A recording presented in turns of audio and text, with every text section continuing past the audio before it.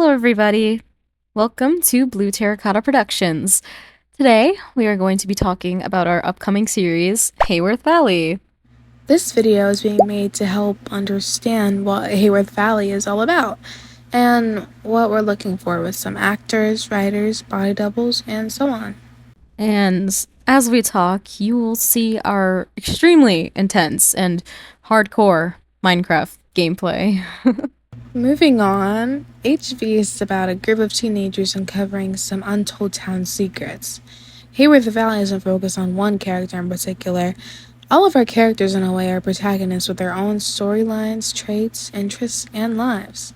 One of the characters we'll be following is Lilith, or Lily. Lily is a soft-spoken, hardworking, soon-to-be-called student country girl. Not to mention, she has a very green thumb. She works at the local flower shop and is definitely her parents' favorite, which was not much of a competition since she only has one other sibling. She gets most of her looks from her dad's side. Her mother, on the other hand, is a sight for sore eyes. Alcina is Lily, or Lilith's mother, which is a shocker to most in town. Her stunning young looks make people stop in their tracks when they see her. Many question how she looks so youthful and fit, and how in God's name she ended up with somebody like her husband. John is the father of Lilith, also known as Lily, and husband to Alcina. Well, little is known about how he ever had a chance with such a woman. One thing that is for sure, he's nothing like her. He's a red-headed fool who loves fantasy football, cracking open a cold one, and eating some delicious food. That's sort of how Alcina and him grew close. Her favorite thing was to cook, and his was gardening, which is how Lilith would soon develop a love for it. After lending her some ingredients from his garden, sparks began flying between the two. However, she hasn't cooked since their grad party. Sean cracks the most unfunny dad jokes of all time. The only person he ever gets a laugh out of is his daughter. Lilith was always closer with her dad. He's the less strict parent, and he taught her everything she ever knew about gardening. Speaking of gardening, Lilith's friend Daria Chen visits her during her shift at the flower shop, mainly dropping off the town drama, especially after her known crush Dink.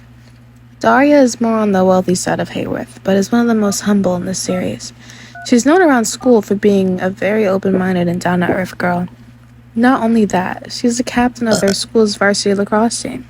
She loves working out, shopping, and has some liking to her gardening too.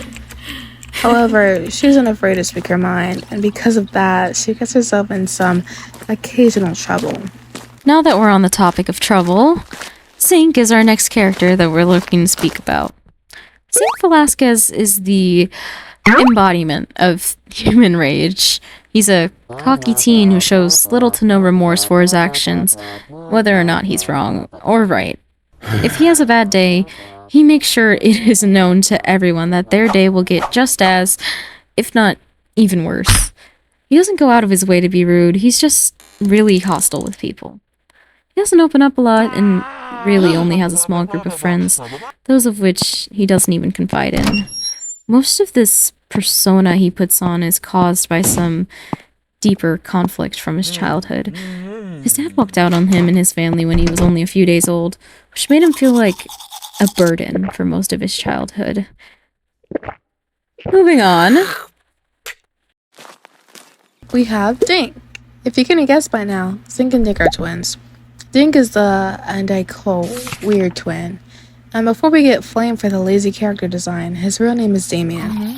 However, when Zink and Dink were little, Zink called him Dink just to pick on him, and it just caught on. Dink was too quiet to correct anyone, so he just said nothing. He's a very bland and simple man. He never really speaks up, and oftentimes just keeps to himself. Usually during lunch, he goes off campus and visits a quiet campground nearby. He rarely has any interest besides doing Sudoku and using his computer. He's a very private person. Nobody really knows much about him, especially since he doesn't allow anyone to. Well, besides one of his only friends, Atlas. Atlas is a stern, hardworking man who's a bit older than the other teens. You see, he's already graduated. His family has a reoccurring tradition. All men in his family leave home right after high school with practically nothing and have to somehow make something of themselves from the ground up. He decided to settle in Hayworth. It wasn't that hard for him, especially after he found an abandoned home to fix up. Daria helped him with his move and dolled up the place, which definitely raised the property value. Currently, he works at the local library. He's always had a passion for reading, especially after trying to find another copy of the book that was left in his house when he first settled. Remember that small group of friends I mentioned earlier? Shade Bakir is Zink's best friend. He's more on the kind-hearted side of them both. They act like brothers every time you see them together.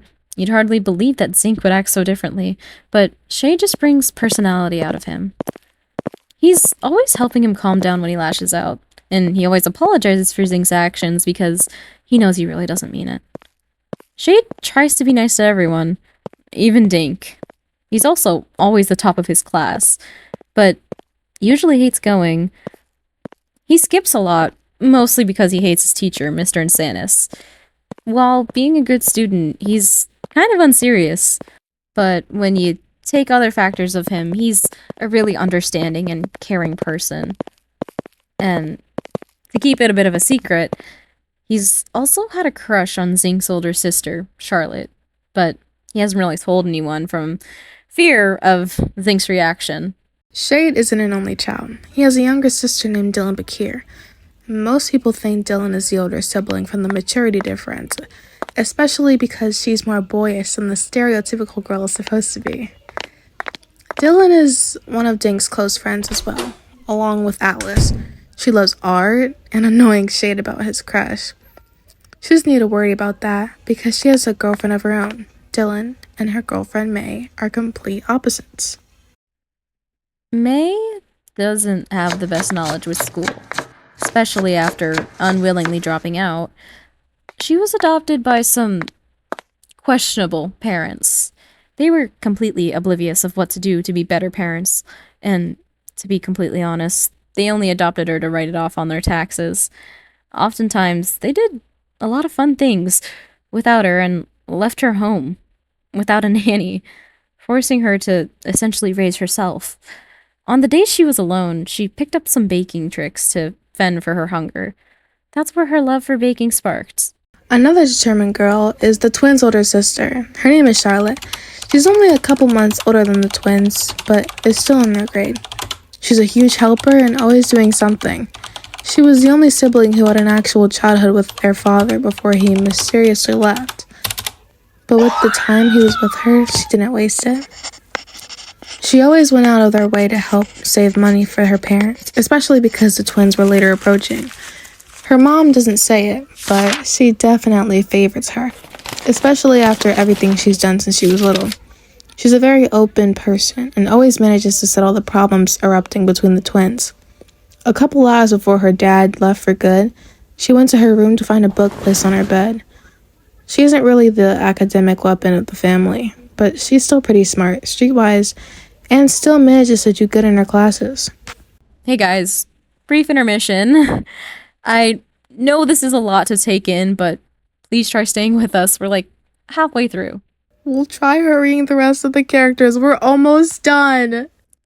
The sole caretaker of the Velasquez family is Paula. Paula is a caring, worrisome mom who loves seeing her children get along, especially after her, what she thought was a caring husband, left her to raise 3 kids, all alone. As the years went on, she grew into the cringy mom stereotype. Wishing to keep her youth and the fond memories she had with her ex-husband, she tries to keep herself up to date with trends and act hip.